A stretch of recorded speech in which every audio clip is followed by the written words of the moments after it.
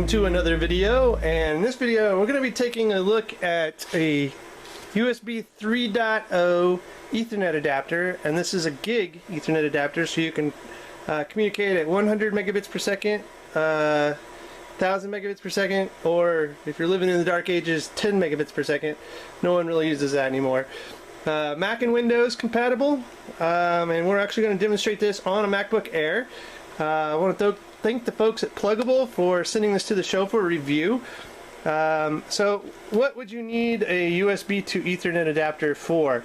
This is a perfect example right here. I have a MacBook Air, does not have an Ethernet port, so therefore you're limited to just Wi-Fi on this thing. So also game consoles like the Wii only has Wi-Fi. It does not have an Ethernet port. So you open this up, you get a driver CD, a little instruction booklet, toss those aside, then you actually get the device itself. Let's take a quick look at that. So you can see, a little pluggable USB. Let's pop this out, turn back on MacBook Air. Alright, and just as it says, there's your Ethernet port, and that's all you're going to get on this. It's just an Ethernet adapter to USB 3.0. This is backwards compatible with USB 2.0. So you're not limited if you don't have 3.0. So anyway, how is this used? Okay, I'm going to demonstrate right now on this MacBook Air.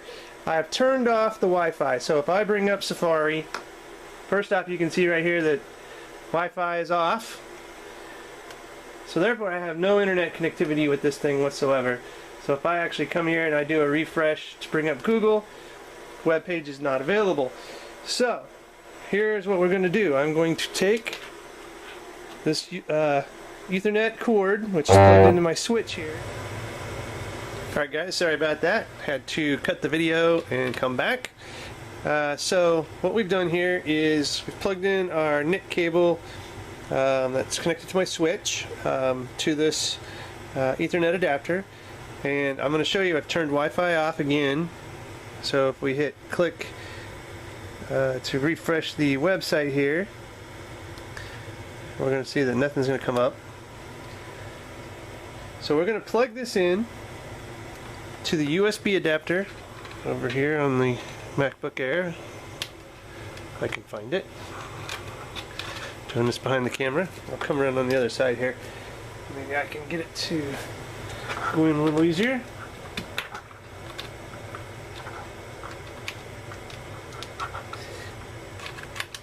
How many takes does it take to get a USB thing in? There we go. Alright, so what you're going to notice now, you should see some lights blinking here on the adapter. We've got an amber light and a green light that are both blinking, so I know I've got connectivity. So now what we're going to do is we're going to refresh. It looks like we still don't have internet. Got to give it a minute to actually get an IP address.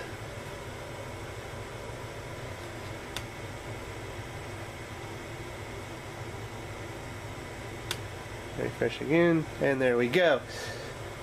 Now we're getting internet on a MacBook Air, not through Wi-Fi, but through a wired connection LAN-wise. And what we're going to do is we're going to run the speed test, just so you can see.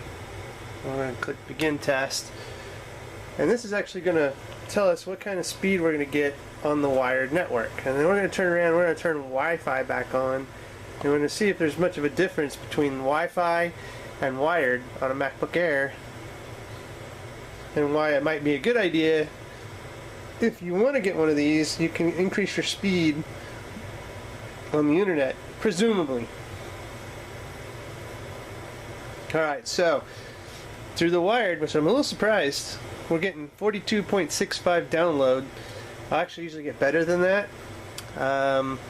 So we're going to turn around, we're going to do this through the Wi-Fi too. Now when I do it through the Wi-Fi, I'm actually got a dual band router. So we're going to be running the 5 gigahertz dual band range. Okay, so remember these numbers. We have 42.65 down, and that's megabits per second, and 5.19 up. Alright, so now what we're going to do, we're going to go ahead and disconnect this NIC, and we're going to turn the Wi-Fi on.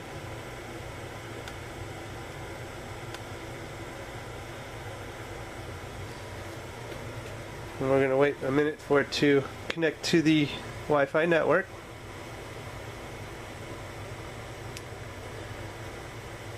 Let's go ahead and test again. Hopefully we've got an IP address. Yep, we're already pinging. Now this is on Wi-Fi, so this should be slower than the wired. And again, we're right back on Wi-Fi. It doesn't look like it's too much slower, but it is a little bit.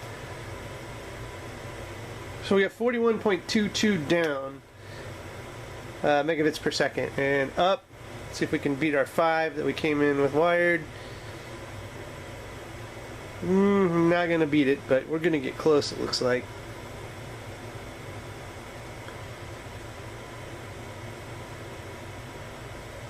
Yeah, 5.04, so not a lot of difference. I really expected us to get a little bit of a lot better of a performance gain by going the wired route. So anyway guys, that is the pluggable USB gigabit adapter. One thing too that looks like I failed to do is this in this video is actually not plugged into a gigabit port, so I'm only running 100 megabits per second through this and not the gig, but that's not going to matter on our speed tests or anything like that. It's basically on the internal network, so if I was actually doing stuff internally on the network, it would have made a difference, but this is a gigabit capabilities. Right now though, I'm only using it as a 100 megabits per second based on the port that I plugged it into on the switch. Anyway guys, that's the pluggable USB 3.0 gigabit Ethernet adapter. The model number is USB 3E1000. Look for a link in the show notes where you can pick one of these up. It's great for this kind of setup to get this up and running. And like I said, it works on a Wii, anything basically, ChromeBooks, anything that usually doesn't have an Ethernet port.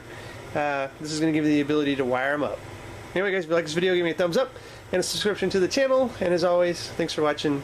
Have a good one.